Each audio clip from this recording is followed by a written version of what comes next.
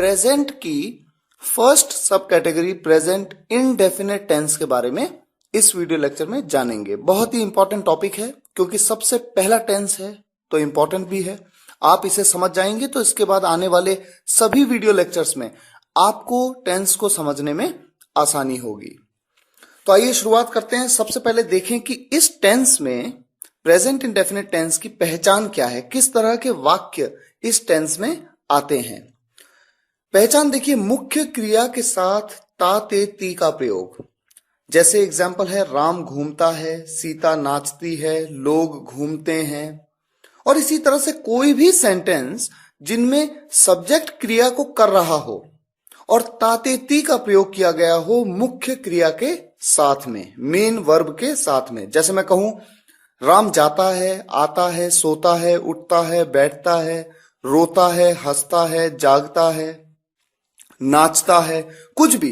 मैं खेलता हूं, मैं जाता हूं, मैं आता हूं, मैं सोता हूं, मैं रोता हूं, मैं हंसता हूं, मैं उठता हूं, मैं बैठता हूं। इस तरह के सभी सेंटेंस इस टेंस कैटेगरी में आते हैं। इनको बनाना कैसे, किस तरह से इन सेंटेंसेस को बनाया जाए, तो शुरुआत करते हैं अफर्मेटिव सेंटेंसेस से। सकारात्मक वाक्य। मैंने एक सेपरेट वीडियो लेक्चर में आपको बताया था कि सकारात्मक वाक्य वो होते हैं जिनमें नहीं का प्रयोग नहीं होता और न ही कोई प्रश्न होता है, बिल्कुल सकारात्मक। अब देखिए इसका रूल क्या है। सबसे पहले आप लिखते हैं सब्जेक्ट, उसके बाद वर्ब की फर्स्ट फॉर्म। मैंने एक सेपरेट वीडियो लेक्चर में आपको यह भी बताया था कि वर्ब की 3 फॉर्म्स होती हैं, क्रिया की 3 फॉर्म्स होती हैं। तो यहां पर आप फर्स्ट फॉर्म का यूज करेंगे और उसके साथ में एस या ईएस का प्रयोग करेंगे। लेकिन कब? जब थर्ड पर्सन सिंगुलर सब्जेक्ट हो तो। यहां पर लिखा है केवल थर्ड पर्सन सिंगुलर सब्जेक्ट के साथ में। अब कई लोगों को यह नहीं पता होगा कि थर्ड पर्सन सिंगुलर सब्जेक्ट क्या होता है, तो मैं आपको ये बताना चाहूंगा कि एक सेपरेट वीडियो लेक्चर में मैंने बताया था कि फर्स्ट पर्सन, सेकंड पर्सन और थर्ड पर्सन के सिंगुलर प्लूरल सब्जेक्ट्स क्या होते हैं। अगर आपने वो नहीं देखा है तो उसे जरूर देखिए ताकि आपका कॉन्सेप्ट क्लियर हो और फिर यहां पर आप इसे समझ पाए। तो देखिए, थर्ड पर्सन सिंगुलर सब्जेक्ट अगर आपका होगा तो एस और ईएस का प्रयोग आप मेन वर्ब की फर्स्ट फॉर्म के साथ में करेंगे और उसके बाद आप लिखेंगे ऑब्जेक्ट। अब शुरुआत करने से पहले, सेंटेंसेस को बनाने से पहले एक बात और जान लेते हैं कि किन मेन वर्ब्स के साथ एस का प्रयोग और किन मेन वर्ब्स के साथ ईएस का प्रयोग होगा। देखिए, एस ईएस का प्रयोग केवल तब होगा जब थर्ड पर्सन सिंगुलर सब्जेक्ट होगा। और कोई भी सब्जेक्ट हो, फर्स्ट पर्सन हो, सेकंड पर्सन हो, तो आप कभी भी एस ईएस का प्रयोग नहीं करेंगे। अब एस का प्रयोग कहां पर करें और ईएस का प्रयोग किस मेन वर्ब के साथ करें, इस कॉन्सेप्ट को थोड़ा जान लेते हैं। तो अगर मैं आपको ये बता दूं कि ईएस का प्रयोग किन मेन वर्ब्स के साथ किया जाएगा, तो ये अंडरस्टूड है कि बाकी बचे हुए सभी मेन वर्ब्स के साथ आप एस का प्रयोग करेंगे। तो आइए शुरुआत करते हैं। When to put es with main verb. मुख्य क्रिया के साथ ईएस कब लगाएं। रूल नंबर 1, जिन मुख्य क्रियाओं के अंत में ओ हो, जैसे गो या डू, तो देखिए ईएस का प्रयोग आप करेंगे। अगर आपका सब्जेक्ट थर्ड पर्सन सिंगुलर होगा तो आप कहेंगे गोज या डज। गो मतलब जाना, डू मतलब करना। रूल नंबर 2, जिन मुख्य क्रियाओं के अंत में डबल एस या एसएच हो। एग्जाम्पल्स आपके सामने हैं किस, मिस, पास, पुश, रश। रूल नंबर 3, जिन मुख्य क्रियाओं के अंत में कॉन्सोनेंट प्लस वाई हो। कॉन्सोनेंट मतलब व्यंजन, व्यंजन का अक्षर है और उसके बाद वाई का प्रयोग है। ऐसी मेन वर्ब्स के अंत में आप ईएस का प्रयोग करते हैं। लेकिन थोड़ा सा कॉन्सेप्ट ट्रिकी है। करते क्या है कि वाई को कन्वर्ट कर देते हैं, वाई को चेंज कर देते हैं आई में और उसके बाद ईएस। एग्जाम्पल्स हैं आपके सामने, क्राई तो इससे बना क्राइज, मैरी तो इससे बना मैरीज, ट्राई तो इससे बना ट्राइज और फ्लाई तो इससे बना फ्लाइज। और एक स्पेशल केस, थोड़ा ध्यान रखने वाली बात है, कभी आप कंफ्यूज ना हो कि मेन वर्ब्स जिनके एंड में वाई है तो आप सोचेंगे कि वाई को आई में कन्वर्ट कर देना है और ईएस लगा देना है, लेकिन हर बार ऐसा नहीं होता। जिन मुख्य क्रियाओं के अंत में वॉवल प्लस वाई हो वोवल मतलब स्वर। जैसे यहां पर देखिए आप एग्जांपल्स हैं से और प्ले।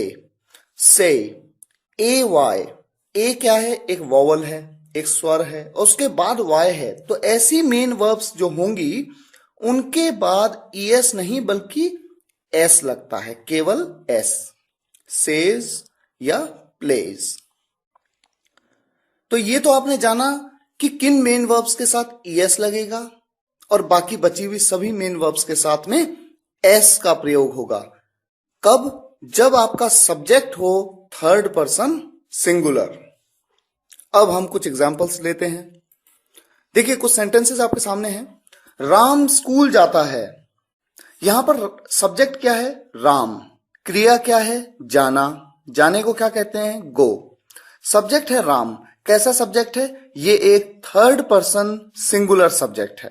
ये बात सेपरेट वीडियो लेक्चर में जैसा मैंने बताया बताई गई है। आप वो वीडियो लेक्चर पहले देखिए ताकि इस कॉन्सेप्ट को समझ पाए। राम एक थर्ड पर्सन सिंगुलर सब्जेक्ट है, तो यहां पर मेन वर्ब के साथ में ईएस या एस का प्रयोग तो होगा ही होगा।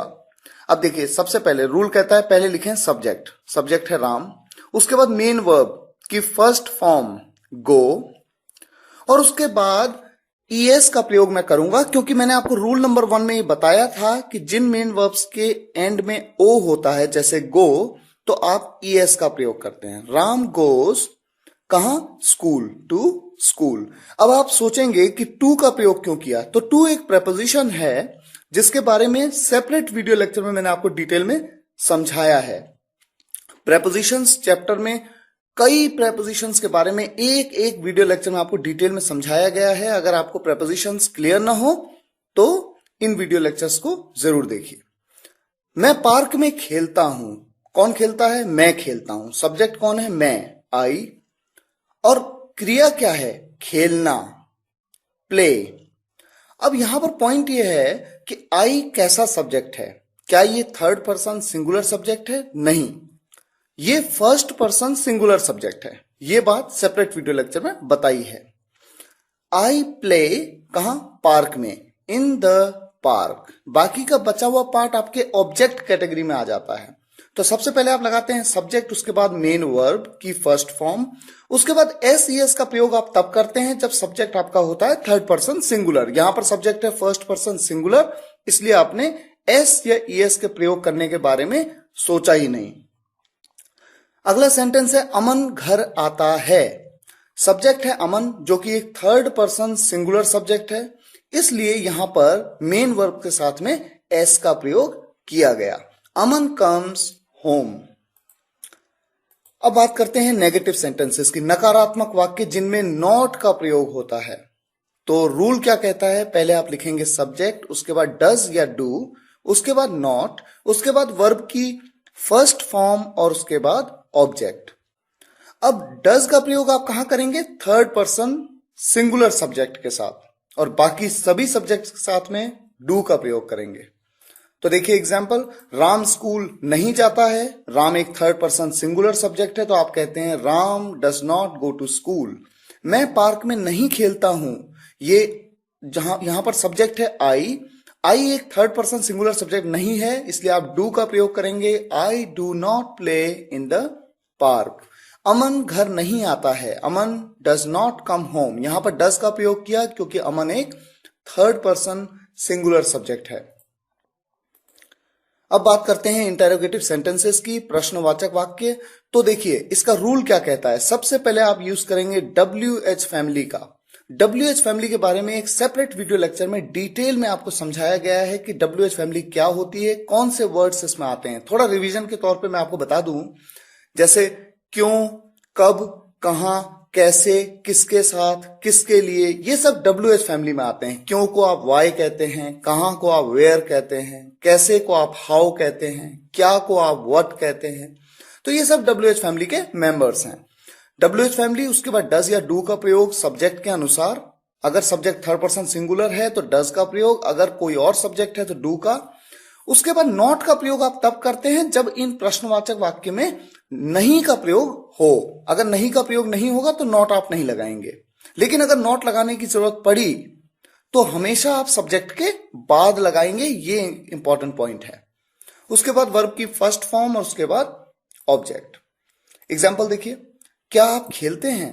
अब देखिए यहां पर क्या का प्रयोग है, क्या को व्हाट कहते हैं, लेकिन यहां पर अगर आप दो सेंटेंस देखिए, क्या आप खेलते हो और दूसरा सेंटेंस है आप क्या खेलते हो। पहले सेंटेंस में आपने व्हाट का यूज नहीं किया, दूसरे में आपने WH फैमिली व्हाट का प्रयोग किया। ऐसा क्यों? तो देखिए होता यह है, आप इसे इस तरह से याद रखिए, जब भी किसी प्रश्न का उत्तर आप यस और नो में दे सकते हो, तो वहां पर अगर क्या का प्रयोग हुआ तो आप व्हाट का प्रयोग नहीं करेंगे, WH फैमिली वहां पर नहीं आएगी। देखिए पहले एग्जांपल में देखिए, क्या आप खेलते हो, आप आंसर दे सकते हो हां या ना, यानी आप कह सकते हो यस या कह सकते हो नो। लेकिन दूसरे सेंटेंस में देखिए, आप क्या खेलते हो, यहां पर बोला क्या खेलते हो, तो आप यस और नो में आंसर नहीं दे सकते, आपको बताना पड़ेगा कि आप क्या खेलते हो। आप क्रिकेट खेलते हो तो आप कहेंगे क्रिकेट, आप फुटबॉल खेलते हो तो आप कहेंगे फुटबॉल।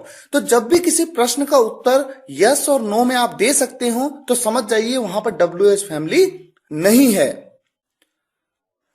पहला सेंटेंस है क्या आप खेलते हो, तो यहां पर WH फैमिली नहीं है, तो आप डू या डस का प्रयोग करेंगे। तो यहां पर सब्जेक्ट है मेरा यू, आप। कैसा सब्जेक्ट है, ये एक सेकंड पर्सन है, और ये बात आप जानते हैं ये सेकंड पर्सन प्लूरल सब्जेक्ट है। तो यहां पर आप डू का प्रयोग करेंगे, डू यू, और उसके बाद आप लगाएंगे मेन वर्ब, मेन वर्ब की फर्स्ट फॉर्म, और खेलना क्रिया है खेलना, तो उसको कहते हैं प्ले, आप कहेंगे डू यू प्ले। तो ये कहते हैं आप डू यू प्ले, आप क्या खेलते हो। अब यहां पर चूंकि आपने पूछा कि आप क्या खेलते हो, आप यस और नो में जवाब नहीं दे सकते, आप WH फैमिली का यूज करेंगे, और WH फैमिली यहां पर क्या के लिए क्या यूज करते हैं, what. What do you play, क्या राम स्कूल जाता है। अब यहां पर देखिए प्रश्नवाचक है, शुरुआत में क्या का प्रयोग किया गया। इस क्वेश्चन का जवाब आप यस और नो में दे सकते हैं, तो यह अंडरस्टूड है, यहां पर कोई WH फैमिली नहीं है।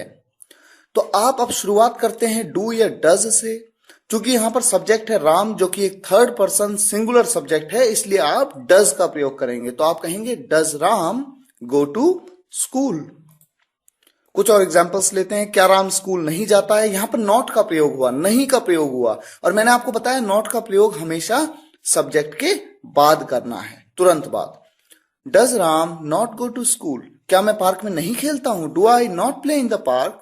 क्या अमन घर नहीं आता है, does Aman not come home. Ram school कब जाता है, देखिए अब बोला कब, कब एक WH फैमिली है, कब को कहते हैं व्हेन, तो आप सबसे पहले WH फैमिली व्हेन, उसके बाद आप लगाएंगे डज या डू। यहां पर आपको लगाना होगा डज, क्योंकि आपका सब्जेक्ट है थर्ड पर्सन सिंगुलर, आप लगाएंगे डज। उसके बाद आप सब्जेक्ट लिखेंगे, सब्जेक्ट है राम, उसके बाद वर्ब की फर्स्ट फॉर्म गो, और उसके बाद आपका पूरा objective part. When does Ram go to school, मैं पार्क में क्यों खेलता हूं, यहां पर WH फैमिली है why, why do I play in the park. Aman घर कैसे आता है, how does Aman come home. तो इस तरह से इस वीडियो लेक्चर के माध्यम से आपने प्रेजेंट इंडेफिनिट टेंस के बारे में जाना, बहुत ही इंपॉर्टेंट टेंस है। मैं ये नहीं कहूंगा कि हर कॉन्सेप्ट आपको क्लियर हो जाता है, कई बार आप इस वीडियो लेक्चर को आपको 2 3 4 बार सुनना होगा, समझना होगा, हो सकता है थोड़ा प्रैक्टिस भी करनी होगी, तब ये कॉन्सेप्ट आपको बारीकी से क्लियर होगा। लेकिन ये बेसिक कॉन्सेप्ट है, प्रैक्टिस आप करेंगे तो कॉन्सेप्ट क्लियर हो ही जाएगा, और बहुत ही इंपॉर्टेंट टेंस है, आप इसे मिस मत करिए। englishwale.com English speaking course book में प्लेंटी ऑफ प्रैक्टिस एक्सरसाइजेज हैं, खूब प्रैक्टिस करिए। फिर भी कोई डाउट हो बेझिझक हमें ईमेल के माध्यम से अपने प्रश्न पूछिए, हम आपके सभी प्रश्नों के उत्तर देंगे। मिलते हैं नेक्स्ट वीडियो लेक्चर में प्रेजेंट कॉन्टिन्यूअस टेंस के साथ, तब तक के लिए विदा लेंगे, यहीं तक धन्यवाद।